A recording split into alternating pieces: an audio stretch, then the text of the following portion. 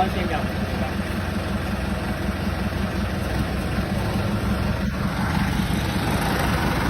မီးခိုးတွေဗျာမီးခိုးတွေဘာဖြစ်လဲထင်လို့လဲဖိုင်ဝမ်အင်ဂျင်ပါမီးခိုးတွေထွက်နေပါတယ်ဘာဖြစ်လို့လဲမသိဘာဖြစ်လို့ထင်လဲဗျာရိုးရှင်းပါအင်ဂျင်ကျနေလို့ပေါ့ကျွန်တော်အခုချိန်ဒီဘာလို့အင်ဂျင်ကိုမကင်သေးရလဲသိလားဘာလို့မကင်သေးရလဲဖိုင်ဝမ်အင်ဂျင်ဈေးပေါ်လို့ပါဗျာကျုံမီးခိုးတွေအိတ်သောကတော့မထွက်ဘူးဗျာအိတ်သောကမီးခိုးမထွက်တာဘာကြောင့်လဲသိလားပန့်ကောင်းလို့ပန့်ကောင်းအိတ်သောကဘာမီးခိုးမှထွက်စရာအကြောင်းမရှိဘူးခင်ဗျအင်ဂျင်ကျရနဲ့အိတ်သောကမီးခိုးထွက်တာနဲ့ဘာမှမဆိုင်ဘူးဗျပန့်မကောင်းရင်တော့အိတ်သောကမီးခိုးထွက်မှာပဲဒီမကြီးအင်ဂျင်ကထွက်တဲ့အငွေးကအိတ်သောကထွက်တဲ့အငွေးထက်တော့များနေသေးတယ်ဖိုင်ဝမ်အင်ဂျင်ကျွန်တော်ဘာလို့ဒီလောက်ထိအင်ဂျင်ကျနေပြီတရက်ကိုရေတံမှု2လီတာလောက်စားနေပြီအဲ့ဒါတော့ဘာလို့အင်ဂျင်မကင်သေးရလဲသိလားဘာလို့မကင်သေးရလဲဆိုတော့ဈေးပေါ်လို့ပေါ့ဗျာကြကားစီရုံလေးကိုဖိုင်ဝမ်တင်တာအောက်ကလည်းမှုန့်နေပြီအပေါ်ကပိုတော်တိုးသေးတယ်အပေါ်က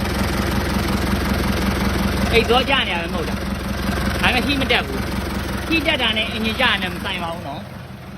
အင်ဂျင်ကျလာရင်လည်းဟိမတက်ပါဟိတက်တာပဲgasket တွေဟတ်တွေဒီတိုင်းကြီးပြရမယ်ဗျโอเคအတန်မကြားမှာဆိုတော့ဝေးရနေပဲပြရတော့မယ်ဘာဖြစ်လို့ဒီလောက်အင်ဂျင်ကျတာကိုမကင်သေးလဲဆိုတော့ဒီကောင်ကအင်ဂျင်တစ်လုံးလုံးမှာ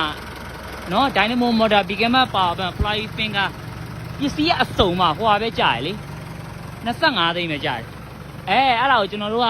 အင်ဂျင်ကျတဲ့လူတွေကြတော့ dynamo motor bigama power fly finger တွေအကုန်ကောင်းကြတယ်အဲ့ဒါတွေယူစရာမလိုဘဲနဲ့ကတုံးဝယ်လို့ရတယ်ကတုံးကကြတော့ဥပမာအင်ဂျင်တစ်လုံးလုံး25သိန်းကြာမယ်ဆိုကတုံးကကြတော့15သိန်းလောက်ပဲကြာမယ်အင်ဂျင်တစ်လုံးလုံးသိန်း30လောက်ကြာမယ်ဆိုရင်ကတုံးက18သိန်း18သိန်းလောက်ပဲကြာမယ်ကျွန်တော်အဲ့ဒါကြောင့်ကတုံးလဲမှာမလို့အင်ဂျင်ကိုဒီလောက်ထိမောင်းတာပါဒီတက်ကိုစိုးအောင်ဒီမောင်းမှာကျွန်တော်ဘယ်ထိမောင်းမလဲဆိုတော့အင်ဂျင်ကိုထိုးရက်သွားတဲ့အထိ driver တွေကိုမောင်းခိုင်းတာတယ်အင်ဂျင်ထိုးရက်တဲ့အထိမောင်းထိုးရရင်ဖုံးဆက်လိုက်ကားလာဆွဲမယ်ကားလာဆွဲပြီးတော့အင်ဂျင်အလုံးလိုက်ရှိမ့်မယ်နော်ခုချိန်မှာနားနေနော်ဆက်တက်လိုက်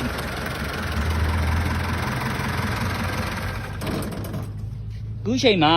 51 engine 51 engine 50 engine 4H1 engine ဒီလောက်ပေါ်များတဲ့ engine တွေကိုကင်တဲ့ကောင်ကစောက်ယူပဲသိလားမလား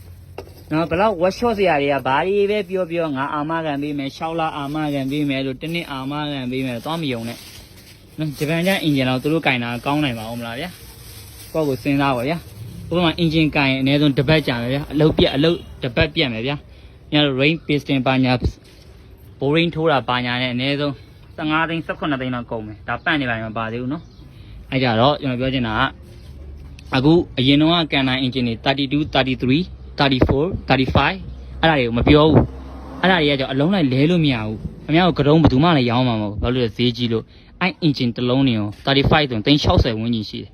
အဲ့ကြောင့်ကိုကခင်ဗျားတို့က32 33 34 35အုံနာတွေဖြစ်ပြီဆိုရင် engine ကန်အောင်ကန်ရမယ် engine လဲလို့မရဘူးအဲ့တော့ခင်ဗျားတို့က51 engine 50 engine နော် 4H1 engine 4H J1 engine နော်အခုနောက်ပေါ်တဲ့ engine တွေဖြစ်ပြီဆိုရင်တော့အခုခက်ကဗျာ engine ကင်တဲ့ခက်မဟုတ်တော့သိရမလား engine ကင်တဲ့ခက်မဟုတ်တော့ဘူး engine အလုံးလိုက်ရှိနေတဲ့ခက်ဖြစ်သွားပြီအဲ့ကြောင့်ကျွန်တော်လုံးဝ engine ကိုစုပ်ပြတ်တတ်တဲ့ဒီမောင်းပါဘာပြီးရင်ဒီကောင်အရေးကြိုးရောင်းစားလိုက်မယ်လေဗျာအဲ့ဒါအဟောင်းသမားကိုရောင်းလိုက်အနည်းဆုံး2သိန်း3သိန်းရမယ်ဗျာသိရမလားဥပမာဗျာကျွန်တော်အခု engine ကတုံးဝင်မယ်18သိန်းရရထားပါအောင်သူကဟိုလောက်ပဲကြာမယ်သူ့ကိုအဟောင်းကတုံးကိုပြန်ရောင်းမယ်2သိန်းလောက်ရမယ်15သိန်းလောက်ပဲကုန်မယ်လေဗျာဂျပန်ကျ engine 15သိန်းနဲ့တစ်လုံးဝယ်တင်မလားကျွန်တော်တို့ workshop ဆရာ9ရက်လောက်အချိန်ပေးပြီးကန်ရတဲ့ engine တစ်လုံးဝယ်တင်မလားစဉ်းစားပါနော်ဒါ workshop ဆရာတွေကိုစော်ကားတာမဟုတ်ပါဘူး workshop ဆရာတွေကသူတို့မှလည်း engine မကန်ရရင်အလုံးမရှိတော့ဘူးမဟုတ်ပါဘူးတခြားအလုပ်တွေလည်းအများကြီးပဲနော်သူတို့မှအောက်ပိုင်းတွေလောက်အောင်မယ် brake တွေလောက်အောင်မယ် join တွေလောက်အောင်မယ်ဒီ engine ကြီးလုံးမှသူတို့ကဘဝတစ်ခုမဟုတ်ပါဘူးနော်တောင်းတောင်း workshop ဆရာစီဇနာပါတဲ့ workshop ဆရာကတော့ engine လဲတင်နဲ့ပြောပါတယ်နော်သူတို့ပတ်စံရရေးအတွက်လည်းဇွတ်မကင်ပါဘူးအဲ့ကြတော့ခင်ဗျားတို့ကဒီလို model မြင့် engine တွေ EF5 engine တွေကင်ထားပြီးဒီကောင်တွေကပေါ်နေတယ်ဗျာပေါ်နေတော့သိရမလားဘာလို့မ engine ကင်တော့မှလဲ engine ကင်တဲ့ခက်ကကုန်သွားပြီအလုံးလိုက်ပဲဝယ်တင်တော့မှာဗောဗျ15သိန်းနော် engine ဆိုင်အကောင်တွေကိုဖက်နှက်ကိုပါးနဲ့ရိုက်ပြီးတော့ဟုတ်ပါဘူးပါးကိုဖက်နှက်နဲ့ရိုက်ပြီးတော့ engine ချက်ချင်းဝက်တယ်နဲ့တရက်တည်းပြီးသွားရောဟာ engine ကန်ရတာသိရမလား boring ဆရာကိုစုပ်ရနော် hat ဆရာကိုစုပ်ရရေတိုင်ကြီးဆရာကိုမရ workshop ဆရာကိုပူဇော်ပါသားလိုက်ရတယ်တပတ်အထိအများ engine ပြီးမှာမဟုတ်အဲ့ဒီလို engine တွေရရင်51 engine 50 engine ဘာမှနှမျောမနေနဲ့ဘာတန်ဖိုးမှမရှိဘူးဒီကောင်လေးသိရမလားဥပမာ35 type ဖုန်းတစ်ခုဆို9000 8000ပဲထားပါတော့51 2000 3000ပဲပေါ်တယ်ဒီကောင်လေးပေါ်တယ်ဗျာပေါ်တော့ engine ကိုင်းတဲ့ခက်ကုံသွားပြီဆရာတို့ရေအဲ့ကြတော့ငါ51 engine owner 50 engine owner လေးဆိုရင် engine မကိုင်းနဲ့ကရုံးလိုက်ဝဲအလုံးလိုက်ဝင်နိုင်ဝဲအလုံးလိုက်မဝင်နိုင်ကရုံးဝဲဟုတ်မှာဗျာကရုံးဝင်15သိန်းအလုံးလိုက်ဝဲ25သိန်းအလုံးလိုက်ဝဲတယ်အလုံးလိုက်ဝဲတင်လိုက်ပြီးရင်ဒီ engine ကိုတစ်လုံးလုံးရောင်းစားလိုက်အများအနည်းဆုံး6သိန်း9သိန်းရတယ်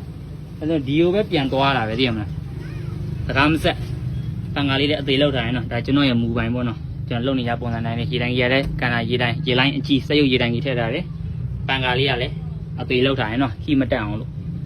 တနေ့ကုန်မောင်းပြီးတော့ညနေခင်းပြန်လာကြိုက်တဲ့ engine ကိုကြိုက်တဲ့နေရာကိုကန်လိုက် engine လေးကအေးနေပြန်ပူနေပြန်ခီမတက်အောင်ထားတာကျွန်တော်ကတော့သိရမယ်โอเคဒါပါပဲဗျာဒီ engine ကြောင်းလေးပြောချင်လို့ပါမော်ဒယ်မြင့် engine တွေဆိုရင်မကိုင်းနဲ့ပေါ်ပေါ်လောလောနဲ့ဝယ်လို့ရတယ်ဝါကြောဆရာတွေလုံမကျွေးတော့နဲ့ဝါကြောဆရာကိုလှုပ်ကျွေးတဲ့ခက်ကကုံသွားပြီ engine ကမအောင်ခဲပါလေဗျာ engine 10လုံးဝင်9လုံးအောင်ပါတယ်ဟိုမှာလည်းအခုခက်က no ဆန်နေလို့ရတာအရင်တော့ no မဆန်လို့ရတဲ့ခက်မှာတော့လူတွေလဲနေကြသေးတယ်သိရမလားအခုကလေအောက်မှာဝါတို့တွေကွန်ပျူတာပေါ်နေ no ဆန်လို့ရတဲ့ခက်ဖြစ်သွားပြီလေ